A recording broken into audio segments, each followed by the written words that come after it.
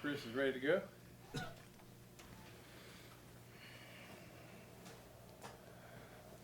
I want to ask you about you being in the finals for the Diversity Award. Just what does that mean to you to have that kind of attention for your play this year? It's definitely an honor just to be mentioned with the rest of the players that are up for the award as well.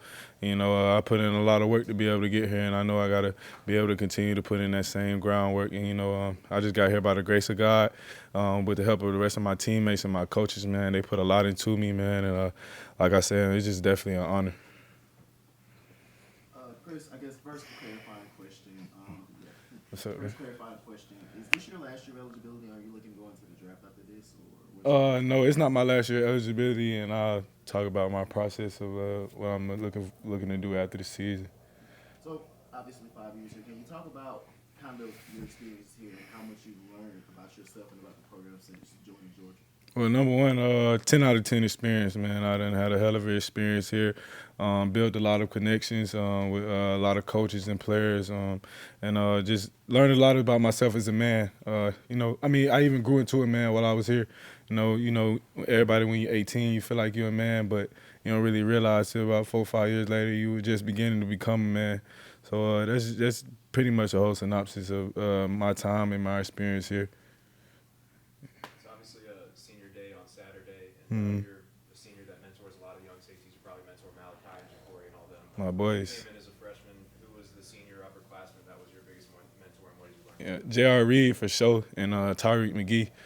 Just like I used to see how hard those guys used to work, and I just used to, I used to watch them a lot, very close in practice, and I used to ask a lot of questions from them, especially J.R. J.R. one of the smartest players I ever played with to this day, and he just poured so much into me, and just a lot of stuff he used to tell me back then I didn't kind of understand till like about 2-3 years later when he was gone. And I just used that and applied to my game today. And, I try to, my boys, Ja'Cory, Malachi, David Daniel, Dan, all the safeties, really all the DBs, I just try to pour that into them. Chris, it was this time a year ago you weren't doing so well. I think you were banged up and missed all that. How bad can you look back on that? Because obviously you're going into a much different stretch, feeling a lot different this year. Can you look back on how frustrating it was at that time of year, what you guys were trying to accomplish, how much pain you were in? What was that like for you? It was definitely frustrating, but like you say, Mr. Run and the rest of the athletic training staff, they did a lot of work with me, and I was able to still go out there and perform at a high level. But like you say, anytime you're dealing with an injury, it's definitely frustrating. But you just got to keep your head down and stay motivated.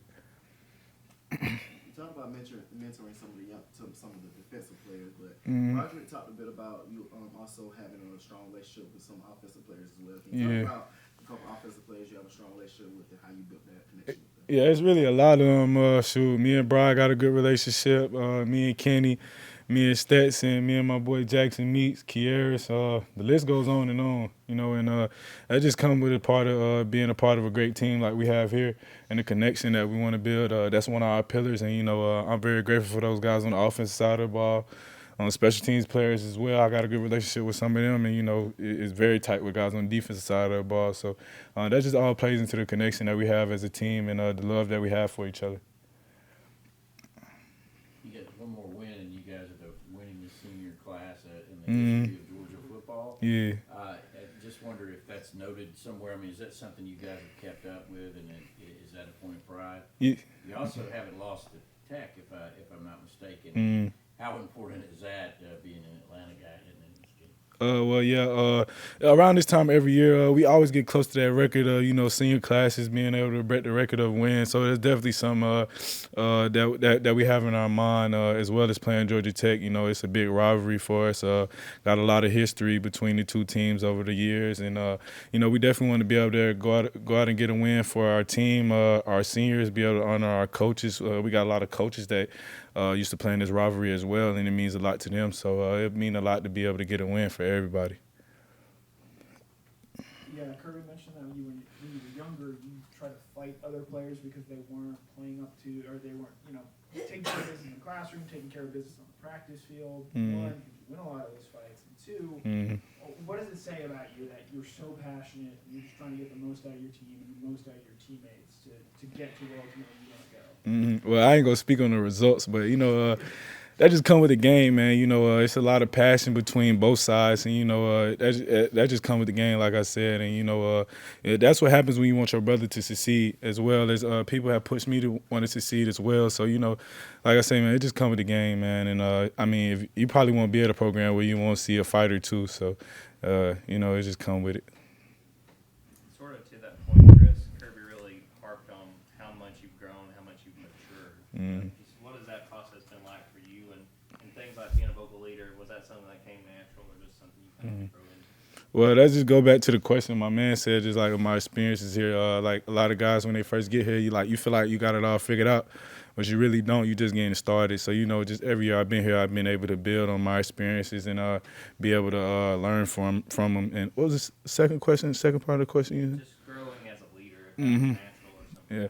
Well, you know, when you first here as a freshman, you know, you kind of don't know your role just yet. So, you know, I mean, I've always been, you know, kind of a vocal guy. I like to have fun with other players, but the leadership wasn't there when I first got here because, you know, we had great leaders already here. So, you know, I just wanted to lean back and follow them. But, you know, as I grew older, you know, that role as a leader begins to grow.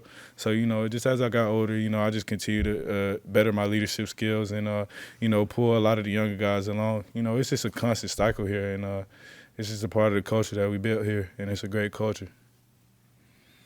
Can you speak to first, kind of the bond of brotherhood you have with the rest of the senior class that you guys have with each other, and then second, to the role of mentorship that senior class has for the underclassmen? Yeah, well, a lot of the guys that I came in with are kind of gone. So, but like even those guys that are gone, man, I still talk to them. They still talk to the other players on the team. Like it's some players that haven't never even met the players that were here last year. And, you know, we got a good relationship and stuff. And the seniors that are still here, you know, we always tight, man. You know, and we try to do a good job of leading those youngest guys because we know they look up to us. And they know that we know what it takes to be able to win. So, you know, they look to us for guidance, and, you know, we trying to give it to them as much as possible because we want this program to succeed for a long time. Hey, Chris. Earlier What's you up, talked man? about what the rivalry meant to like your coaches and stuff like that, but I wanted to ask what it meant to you as an individual. You're at Georgia Boys, an in-state rivalry. Are there other guys on the side of the ball at Tech that you kind of chitter-chatter before the game, yapping back and forth and stuff like that? So what does the rivalry mean to you? Yeah, I got a few friends on the other side of the ball, great players, and like you say, man, it's just being in the state of Georgia. I've seen what this rivalry has meant between Georgia and Georgia Tech for a very long time, and like I said, just going back to our coaches, they let us know like how deep the rivalry really goes because, you know, I've only been alive for, you know, 22 years. Some of our coaches are 40, 50 years old, so they let us know, you know, how important it is to, you know, the rest of our fan base and guys that have been alive to see this rivalry grow for a very long time. So, you know, it's important to me, but it's important to me because it's important to the people that back me while I'm out there on the field. So, you know, I want to be able to win for myself, the seniors, like I said, the rest of my teammates. And my coaches, man, especially Coach Smart, man, I know what this means to him, and I just want to figure out the regular season undefeated. Chris, I don't know how often you guys get to do the good on good where you guys get to go up against Monken's offense. I'm sure in the off season or in scrimmages, but one of the things we've seen is how much freedom these quarterbacks have to change plays at the line of scrimmage. You've been on the other side of the ball when that happens. What would you say about Monken's scheme and Georgia's offensive flexibility at the line and what that does for defenses in terms of maybe challenging them? Yeah, well, Monken, like I say, Monken does a great job with the scheme.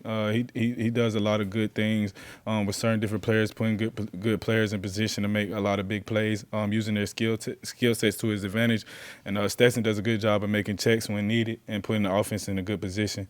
So, you know, it definitely presents a tough challenge to a defense when a quarterback is able to make changes based on the coverage that you're in. You know, so it's definitely a challenge.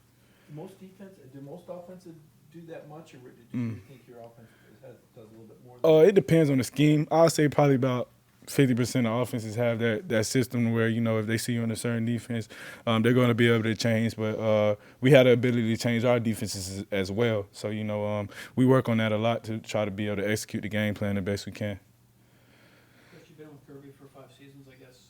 Is he always intense? Does he ever, you know, have a time where he's kind of mellow? And why do you know, is how driven he is? Does that rub off on you guys? Well, number one, how driven he is definitely rubs off on us. It rubs off on the whole staff, and it's just a part of the culture that he's been able to build. He is an intense guy, but he's not intense all the time. He has moments, he'll joke around with you, especially when we out the field, and he a very fun, cool guy, but, a lot of people, all they see is how intense he is. And, he will get intense with you, and that just comes with a part of the game and the way he coaches, and it helps us succeed. But he cool. Yeah, he have a lot of cool moments. You'll be able to joke around with him, play with him, but it's time for that, and it's a time when it's time to be serious. And he does a good job of balancing it. You mentioned a couple times the coaches having played in this rivalry. Who have you heard from the most as far as that goes? I mean, they spent a lot of time with Coach Muschamp, so maybe him. But what's kind of been the message about their experiences with Georgia Tech? Probably Coach Smart, because he talks to the team in front of the team a lot, and he played in this rivalry for many 4 years actually, and he just talks about what it means to him, and what it means to the rest of Coach Muschamp. We got Jonas Jennings on the staff. Coach Bobo played in this rivalry as well. So we just got a lot of coaches that have been able to experience this rivalry, and they know what it means to our fan base, and they know what it means to us. We put a lot of time and effort to be able to go out there and execute a game plan, and be able to go out there and win. Got time for 2 more questions? Could you provide a little bit of a scouting report of it? Obviously Tech is coming in here playing 2 quarterbacks and knocked off North Carolina, so outscored them 4-0 there to end the game. Just a little bit of what to expect to see from those guys. Well, number one, we know they've been able to beat 2 ranked teams since they had a new coach, and I think that was Pitt and North Carolina. So they playing very hard, tough-nosed team. Quarterback makes a lot of plays. They have very good receivers, big bodies, good running game as well. So we got to do. They do a lot of things on offense that we have to be able to contain, and that's what we go to practice for. We got Monday and Tuesday down. We got to knock out Wednesday and Thursday. We got to go out there and do our job on Saturday.